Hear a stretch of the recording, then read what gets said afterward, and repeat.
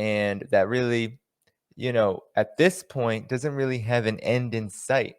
And so while Russia has been making incredible gains in the Donbass region, in collaboration with the republics, with the people of the Donbass region, we see that the overall war, the overall situation, the overall conflict between Ukraine and Russia is likely to last for a while. And that's because the Biden administration has been pouring gasoline onto this fire, has been continuing to arm Ukraine, escalating, providing more and more weaponry. And it began with Ukraine receiving all these old weapons. And I'm not a military expert, but all of these old weapons, this is a staple of actually of the arms trade, of how the United States actually does things. The United States usually gives a lot of older weapons, dumps them. It's dumped them in Taiwan, it's dumped them in other places, kind of dumps these overproduced older weapons that aren't really being used.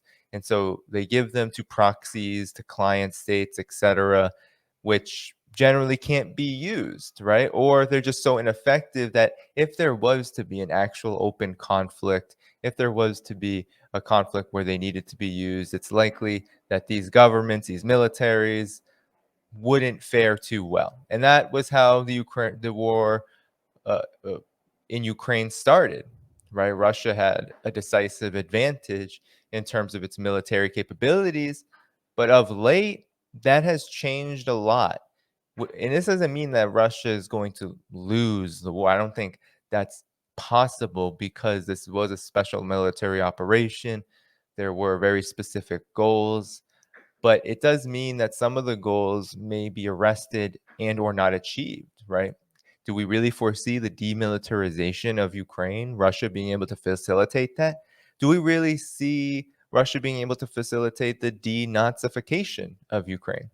It really isn't likely given the fact that the United States is now throwing modern weaponry to Ukraine. And these modern weapons, regardless of whether Ukraine has the capacity to use them or not, or use them correctly, they will be used and they will provide some help, if not immense help, to the capacity for Ukraine to continue on in this war without the possibility or without the real incentive to surrender or to come to some kind of agreement, to come to some kind of negotiations that can work for both sides. So I'm going to share this very short report in Common Dreams because this goes over the latest iteration of what the Biden administration is doing in Ukraine and how it is militarizing the situation, which really does point to the possibility of permanent war. And when there is permanent war, that means the threat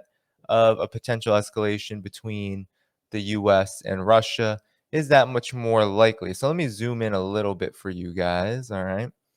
So it's written in Common Dreams, published yesterday. Slippery slope just got a lot steeper. U.S. to send Ukraine advanced missiles as Russia holds nuclear drills. Peace advocates fear that Biden administration's high-tech arms shipments to Ukraine are increasing the likelihood of a full-scale conflict between the U.S. and Russia. So, peace advocates warned on Tuesday that the Biden administration's newly unveiled decision to arm Ukraine with advanced missile systems further heightens the risk of direct military conflict between the US and Russia, which accused the White House of, quote, adding fuel to the fire deliberately, end quote, as Moscow's deadly invasion of its neighbor rages on. This is, of course, the bias of the liberal, even the anti-war left media. So the slippery slope leading to direct military confrontation of the United States toward Russia just got a lot steeper, said Medea Benjamin, co-founder of group Code Pink, the anti-war group, wrote in response to the Biden administration's move, which was followed by news that Russian forces are holding nuclear drills northeast of Moscow on Wednesday.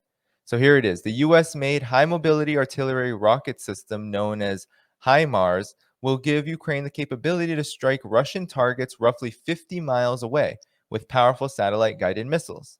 The rocket system, the most advanced weaponry that the United States has sent to Ukraine to date, is manufactured by Lockheed Martin, the world's largest military contractor. So this is an indication that this $40 billion package, we already knew that nearly 40% of it is going to military contractors. And here you see the fruits of that.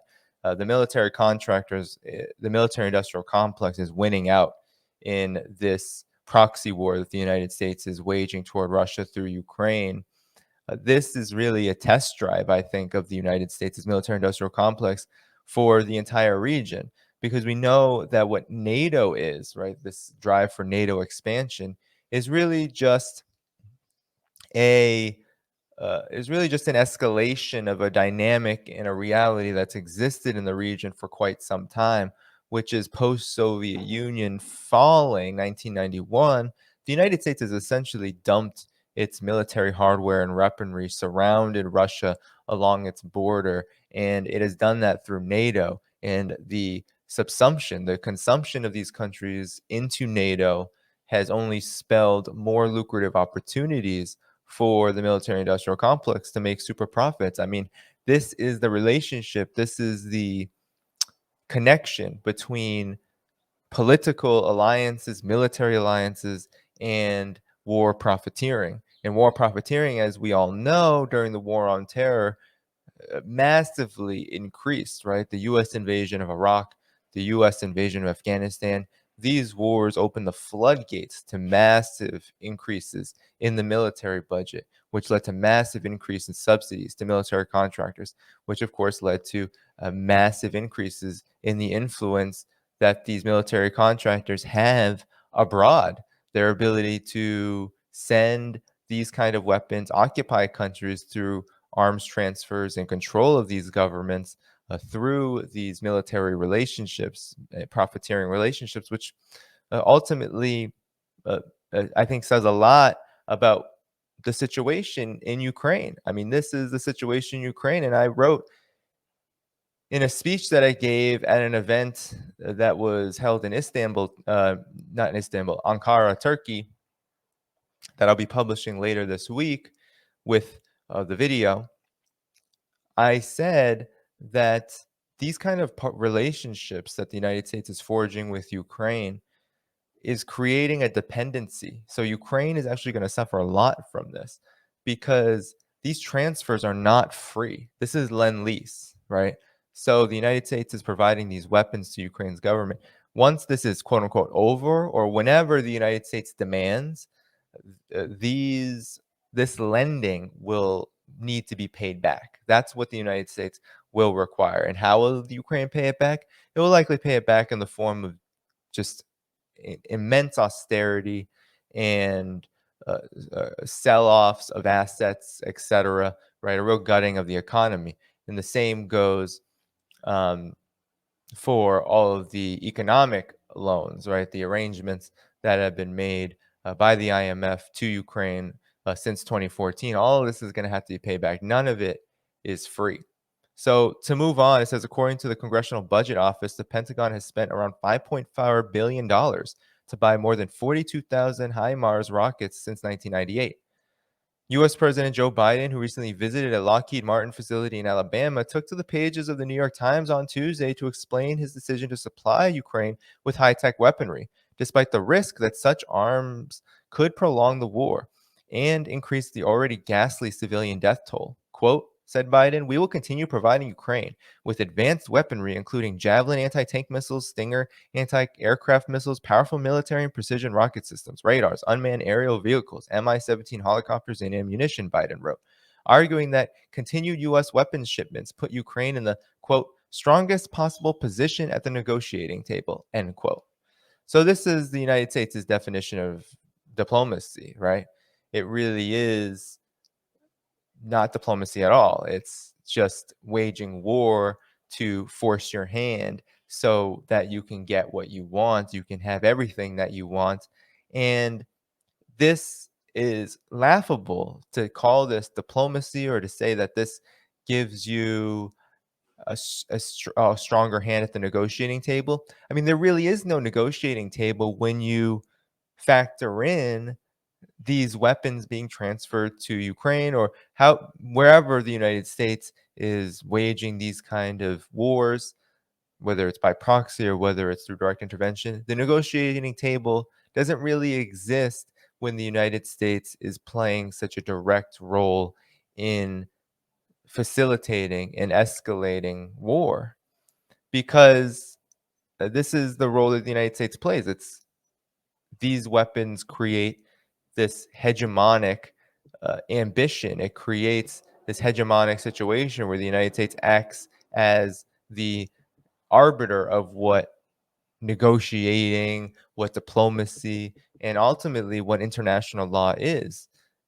So, what the United States is essentially saying, what Biden is saying, is that the only way to negotiate is by putting a gun to the head of the other side, by putting these weapons pointing right directly toward this other side that you're supposed to be, in this case, Russia, negotiating with. It's absolutely laughable in my estimation, and also it's very dangerous because this is how you manufacture consent for war, is that you render words like negotiations, like diplomacy, like international law, you render them meaningless. So this article concludes Moscow has repeatedly said that it views Western arms shipments to Ukraine as quote unquote legitimate targets, but Biden waved away the idea that such deliveries would lead to head-to-head military conflict between the U.S. and Russia. Quote, he said, "We do not seek a war between NATO and Russia," the president declared Tuesday. "As much as I disagree with Mr. Putin and find his actions an outrage, the United States will not try to bring an ouster about his ouster in Moscow. So long as the United States and our allies are not attacked, we will not directly engage in this conflict, either by sending American troops to fight in Ukraine or by attacking Russian forces," end quote. "We are not encouraging or enabling Ukraine to strike beyond its borders. We do not want to prolong the war just to inflict pain on Russia," he added. Comments that appear to conflict with recent remarks by Pentagon Secretary Lloyd Austin, who said last month that the U.S. wants to, quote, "see Russia weaken to the degree that it can't do the kinds of things that it has done in invading Ukraine," end quote. "We want to see them not have the capability to very quickly reproduce that capability," end quote. That's what Lloyd Austin is saying. So this is, I mean, look at this is just emblematic of Joe Biden, the Biden administration's inconsistent rhetoric that is really meant to, I think, distract from the consistent policy. I mean, think about this. The Biden administration is saying we don't want war with Russia. We don't want to weaken Russia. We're not trying to bring about regime change in Russia. And then goes on to basically carry through all of the policies that suggest the exact opposite. Militarizing Ukraine, sending this high-tech weaponry to Ukraine directly. It speaks for itself. It says that the United States wants permanent war in Ukraine with Russia, that Ukraine will be a permanent proxy against Russia and will be militarized to the teeth in order to ensure that Russia is not able to really engage or enforce or attempt to have its security interests met, right? That's really what the Biden administration is doing. And then the political arm of the Biden administration, not the military arm, because the military arm is telling the whole truth there. Lloyd Austin is saying that the United States is trying to reduce Russia's capability of carrying out the special military operation and making sure that it can't do so again. That is a direct target. That is saying that the United States' policy is to weaken Russia militarily, which by extension is to weaken Russia politically. And I've said on the show, and I've proven it right here on this program, that the United States, whether it's through backing civil society, funding civil society groups, whether it's through militarization of the region, and whether it's through economic warfare, is trying to bring about the weakening of Russia's government and the delegitimization of Vladimir Putin's leadership. So Lloyd Austin is telling the truth, and it's the Biden administration, Joe Biden, Secretary of State Antony Blinken, right? The kind of diplomatic core of the United States' foreign policy establishment. They're the ones who are saying that, oh, actually, we are not trying to wage war on Russia. We're not trying to prolong a war as long as Russia doesn't attack our weapons, doesn't attack our allies, doesn't attack us, then we're fine. But how does that figure into a reality where the United States is sending these weapons to Ukraine's military, to all of the various armed groups that operate within Ukraine's military, and is actively training these groups on how to use them and on, uh, uh, you know, how to carry out this war. I mean, the United States has been doing this for many years, has been training Ukraine's armed forces along with Canada and other Western countries. So ultimately, if Russia's aim is to demilitarize Ukraine, really by any means necessary at this point, how does it figure that the United States doesn't have a target on its back when it sends all of these high-tech weapons to Ukraine? I mean, it's very, very dicey and dangerous. So Medea Benjamin here is absolutely correct to raise fears about this because the line, right, the line of demarcation around this issue of whether this kind of militarization, this kind of escalation is going to bring about a direct confrontation between the US and Russia is very thin, right? I mean,